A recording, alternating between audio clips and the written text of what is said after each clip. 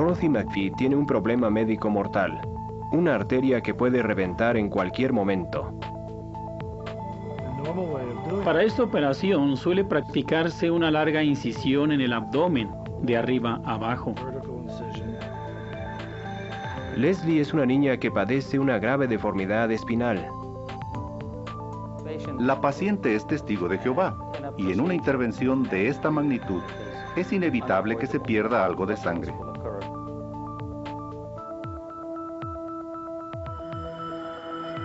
Las dos pacientes necesitan una operación, pero en ambos casos sus creencias religiosas les impiden aceptar sangre. Hoy día existen estrategias alternativas para tratar con éxito a los pacientes que, por diversas razones, no quieren transfusiones de sangre. Novedosas estrategias que posiblemente beneficien pronto a todos los pacientes.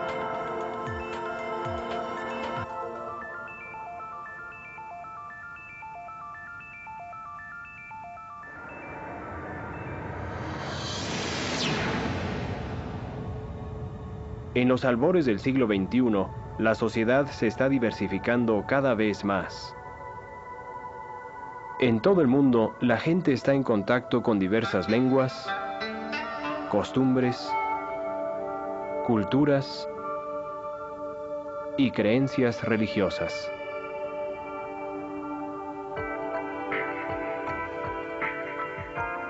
Adaptarse a estas diferencias no es fácil en ningún estrato social. Y supone un reto singular para la comunidad médica.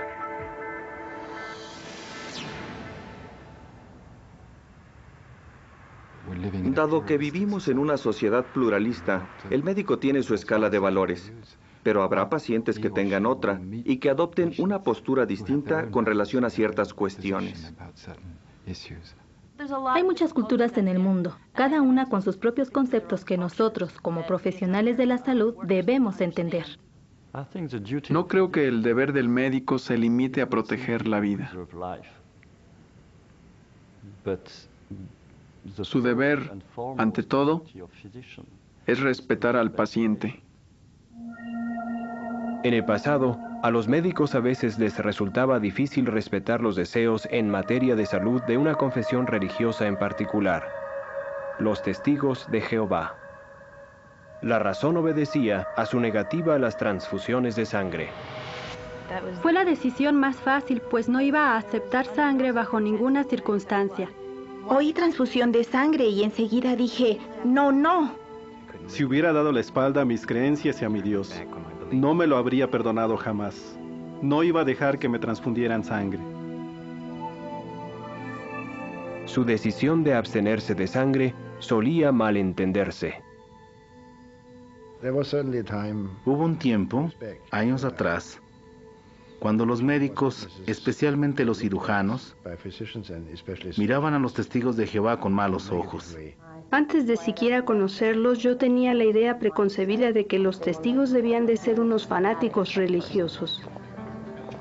Estoy convencido de que, en parte, son prejuicios contra un grupo religioso que el médico o el juez o el abogado apenas conocen. Hoy día, muchas personas han oído de las enfermedades que pueden contraerse por medio de la sangre y de las transfusiones de sangre. Pero, francamente, la razón principal por la que los testigos de Jehová rechazan las transfusiones es que la Biblia pone de relieve lo preciosa que es la sangre. Y lo hace de una manera muy clara. No se requieren muchos estudios teológicos para entenderlo. En las escrituras cristianas, la Biblia dice sin rodeos: absténganse de sangre. A alguien que no sea creyente le puede parecer un acto irracional. Hay quienes lo ven como ir en contra de la medicina, como si se pusiera al paciente en peligro. Pienso que algunos, yo también me incluyo, teníamos la impresión de que los testigos de Jehová tal vez no deseaban el mejor tratamiento médico, que en cierto modo estaban en contra de la asistencia médica. Claro que me importaba si vivía o moría. Precisamente la llevé al hospital para que se recuperara. Yo no quería morir y no creo que nadie desee la muerte. No es que deseen hacer una especie de pacto suicida con uno. Ellos quieren vivir, quieren recibir buena asistencia médica y pienso que se puede colaborar con ellos. Me di cuenta de que deseaban recibir la mejor atención médica posible, pero sin sangre. Creo que debemos esforzarnos por eliminar el concepto de que los testigos de Jehová constituyen un grupo aparte. Se pueden señalar muchas religiones. Todas tienen una idea u otra con la que tal vez uno no concuerde, pero no se trata de eso. Hablamos de un precepto religioso, no de terquedad insensata. Es una creencia religiosa.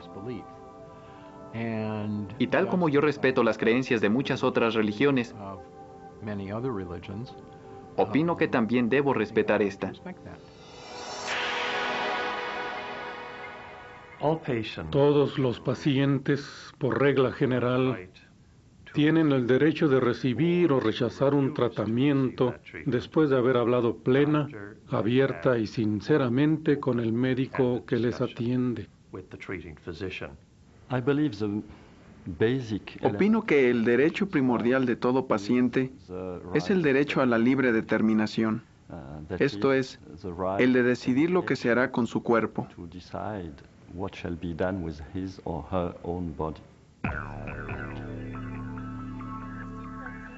Pese a los derechos de los pacientes, hay quienes ven irracional que se rechace un tratamiento médico que, según ellos, salva vidas.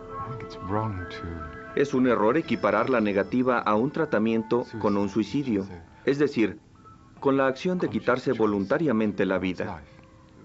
Siempre existe la duda justificada de si el enfermo es competente, pero el mero hecho de rechazar una transfusión no lo hace incompetente. No veo que rechazar un tratamiento sea irresponsable o irracional. Pienso que si una persona opta por no tomar cierta pastilla o porque no se le administre determinado fluido, está en su derecho. Tenemos pacientes que dicen que no quieren estar conectados a un respirador, que no quieren ser intubados. Es muy común que los enfermos de cáncer rechacen un tipo de tratamiento u otro. No quieren quimioterapia, no quieren cirugía radical. Así que estoy acostumbrado a que los pacientes rechacen ciertos tratamientos. No lo tomo como un insulto personal. Estos hechos quedan a menudo eclipsados por noticias que afirman que alguna persona falleció debido a no haber aceptado sangre.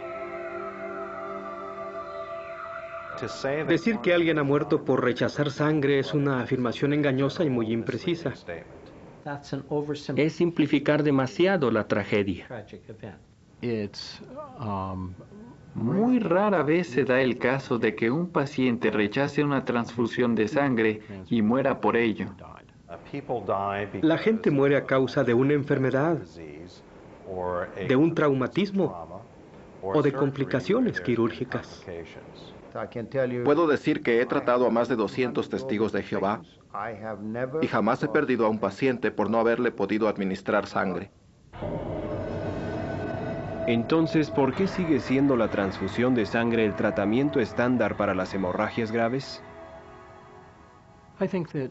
Creo que a los médicos se les ha enseñado la idea de que la sangre es vida y de que es intrínsecamente buena para el paciente.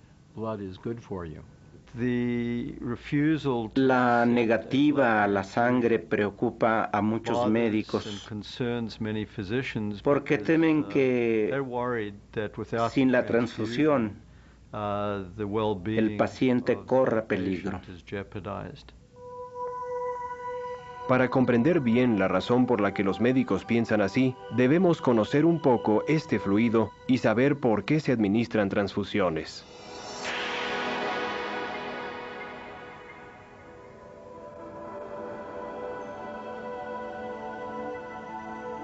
La sangre circula por el cuerpo a través de una complejísima red de vasos venosos y arteriales.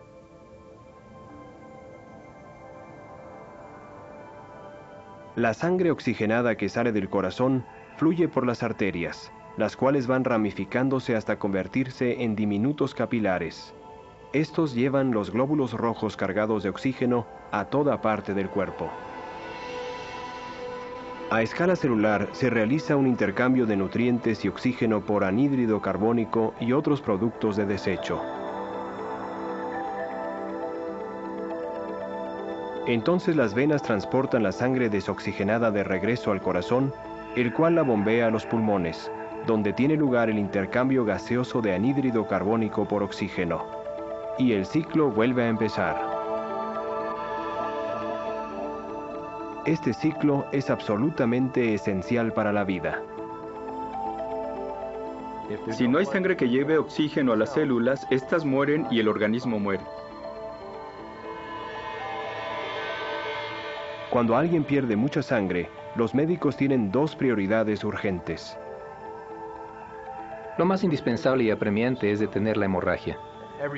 Todo lo demás es secundario.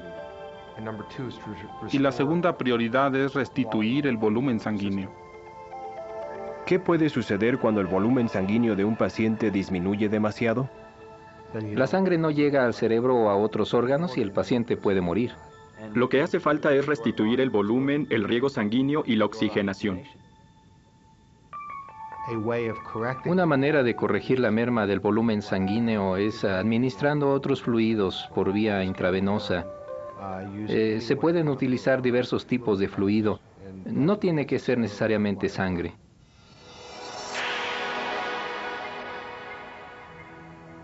Cada vez son más los pacientes que deciden rechazar las transfusiones de sangre por razones personales. Cuando se le pregunta al paciente la noche antes de la operación si en caso de poder escoger optaría por evitar las transfusiones de sangre, la respuesta es siempre afirmativa. Yo diría que hoy día, por lo menos el 80% de los pacientes preferiría, en lo posible, que no se le administrara sangre. La transfusión de sangre, considerada tradicionalmente un complemento habitual de la cirugía, se ve hoy día como algo que debe evitarse.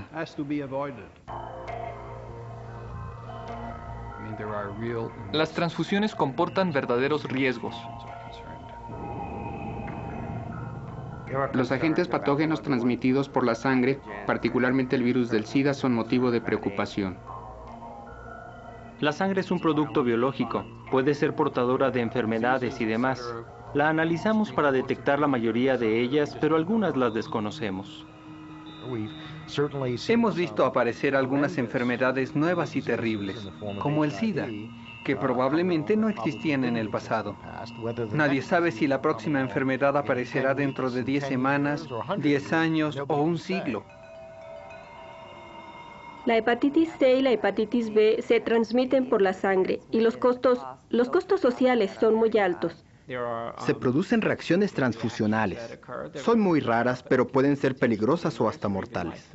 Podemos clasificar mal la sangre y provocar una catástrofe. Algunos pacientes han muerto y mueren por haber recibido un tipo de sangre equivocado.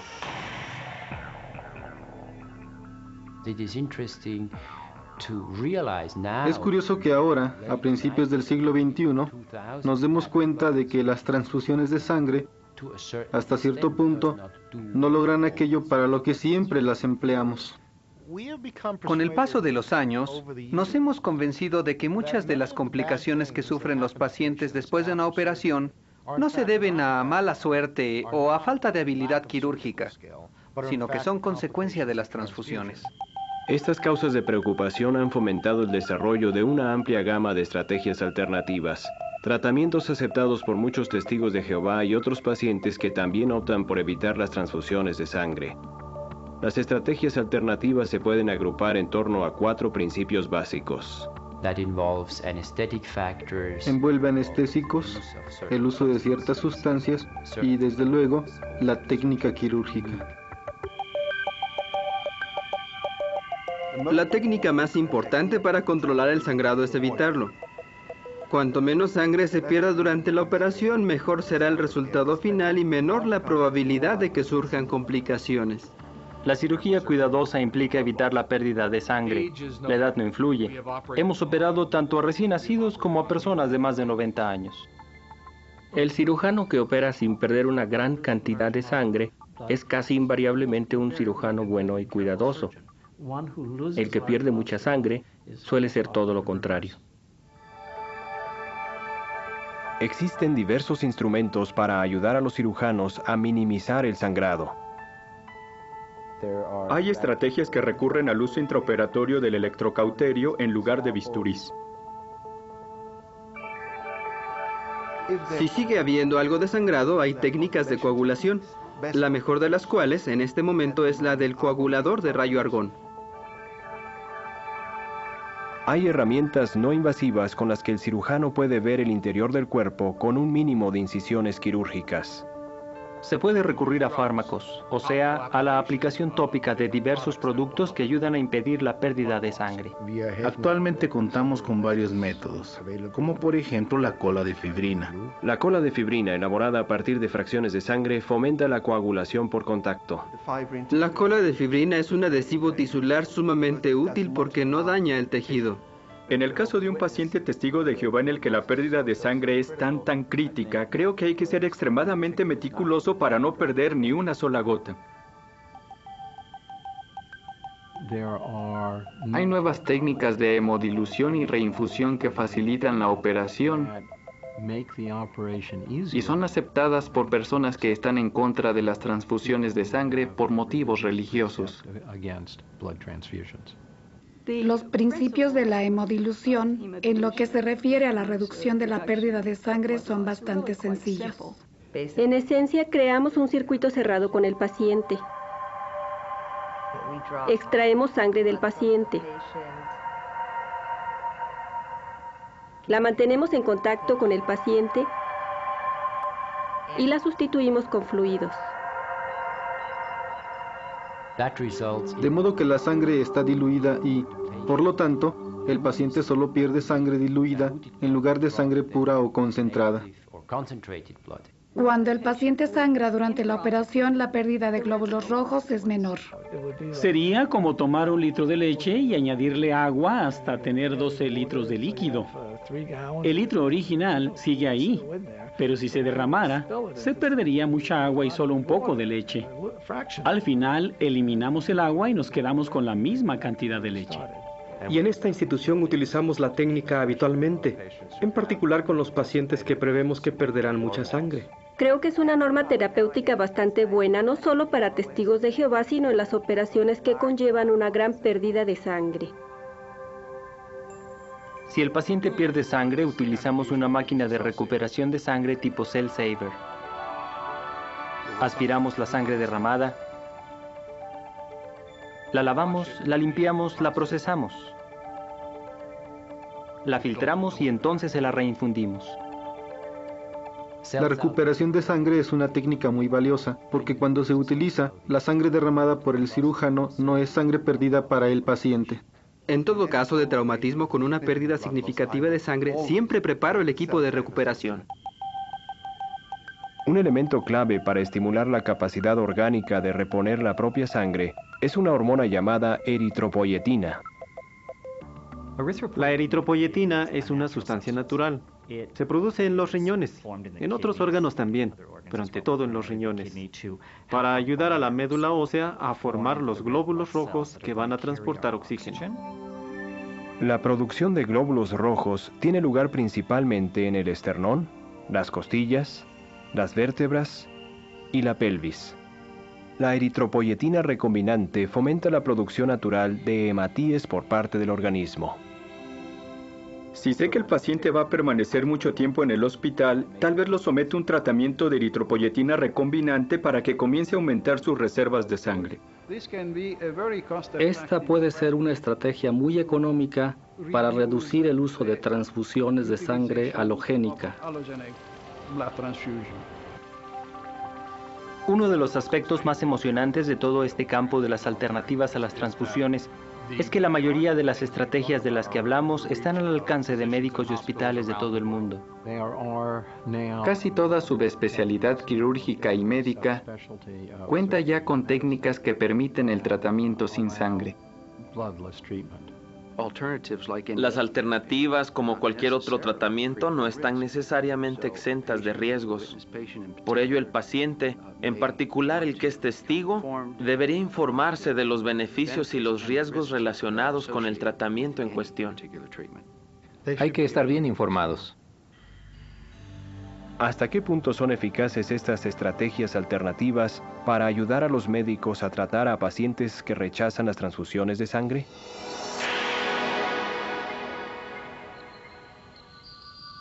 Leslie Lacks acababa de empezar la escuela primaria cuando se descubrió que sufría una deformidad espinal degenerativa.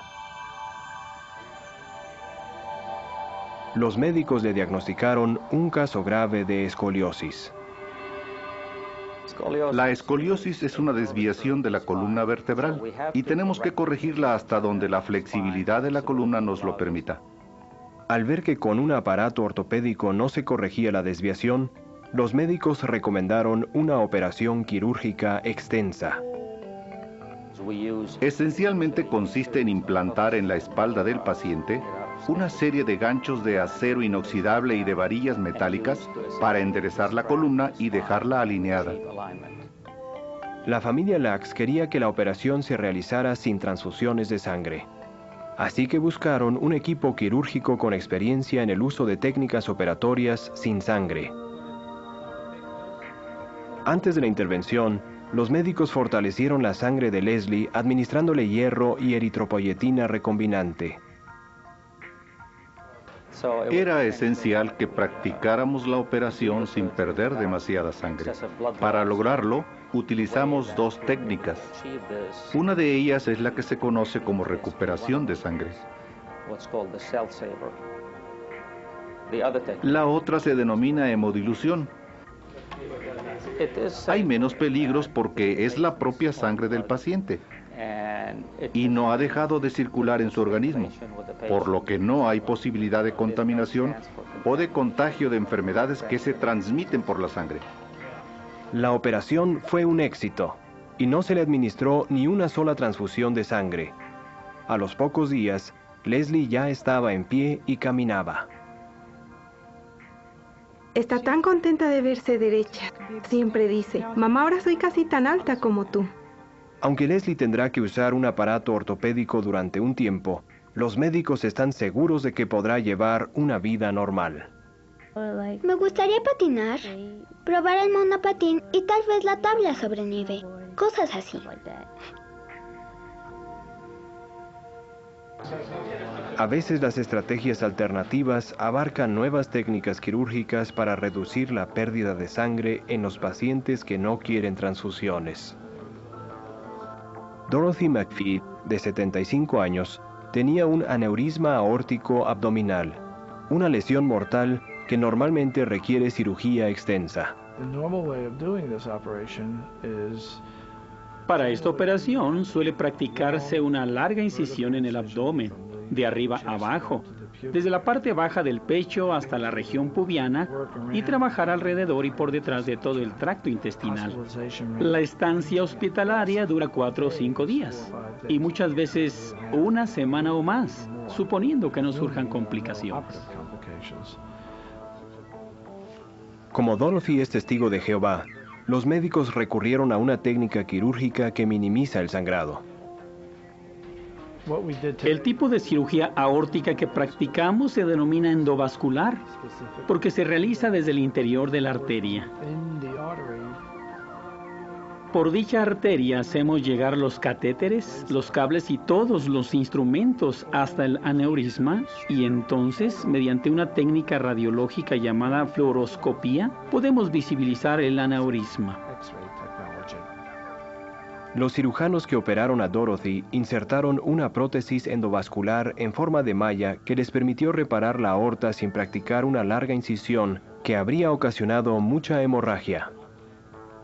Una pequeña incisión en la ingle, todas las manipulaciones efectuadas a través de ella, un postoperatorio prácticamente sin dolor ni complicaciones y a las 24 horas, por lo general, en casa. Así que todos salen ganando. Me encuentro bien, jamás me lo habría imaginado, pero así es. Dorothy fue dada de alta 2 días después de la operación y se recuperó bien.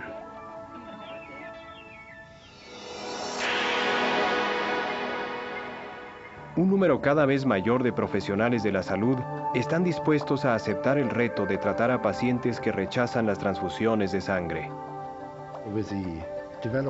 Con el desarrollo de todas esas técnicas, ya no hay nada realmente específico de los testigos de Jehová. Sabemos que no quieren transfusiones de sangre y disponemos de las técnicas para respetar sus deseos.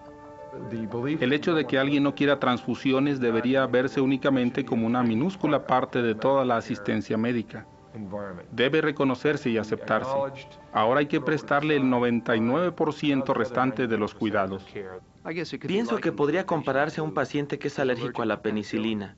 Nadie esperaría que el médico dijera, pues lo siento, pero no le puedo atender porque no puedo administrarle penicilina. No, lo que dice es, utilizaremos un tratamiento alternativo, le daremos otro antibiótico y pasa a tratar al paciente. Esta manera progresista de abordar la asistencia al paciente beneficia al público en general. Al no poder usar sangre con los testigos de Jehová, aprendimos la manera de evitarla en otras muchas situaciones. La verdad es que nos ha empujado en la dirección correcta. Las alternativas a las transfusiones son técnicas médicas buenas, bien fundadas y seguras para nuestros pacientes. De hecho, es una alternativa que debería estar al alcance de todos los pacientes. Lo que estamos hablando ahora acabará siendo intrascendente, porque de aquí a 5 o 10 años, la medicina y la cirugía sin sangre se habrá generalizado tanto que ya no será novedad. Los testigos de Jehová, por su postura religiosa, han tenido el privilegio singular de ayudar a los médicos a descubrir mejores maneras de tratar a los pacientes sin someterlos a los peligros de las transfusiones de sangre. Lo que he visto en mi propia experiencia es que han dado un nuevo rumbo a la profesión médica, hasta el punto de que ahora, con frecuencia, la norma terapéutica es tratar a los pacientes sin sangre. En todo el mundo ya hay unos 100,000 médicos que ofrecen sus servicios de medicina y cirugía sin sangre a todos los pacientes que no quieren transfusiones de sangre. Muchos expertos coinciden en que en el futuro próximo, la medicina y la cirugía sin transfusiones de sangre serán la norma terapéutica para todos los pacientes. Hoy día existen técnicas en casi toda subespecialidad quirúrgica y médica que permiten el tratamiento sin sangre. En general, estamos dejando atrás las transfusiones.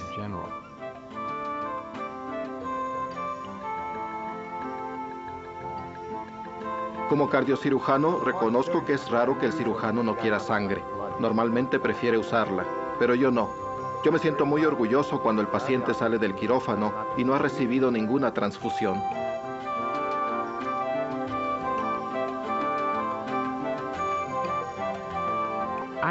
Preveo que en los próximos años llegaremos al punto en que ni siquiera tendremos que pensar en administrar sangre.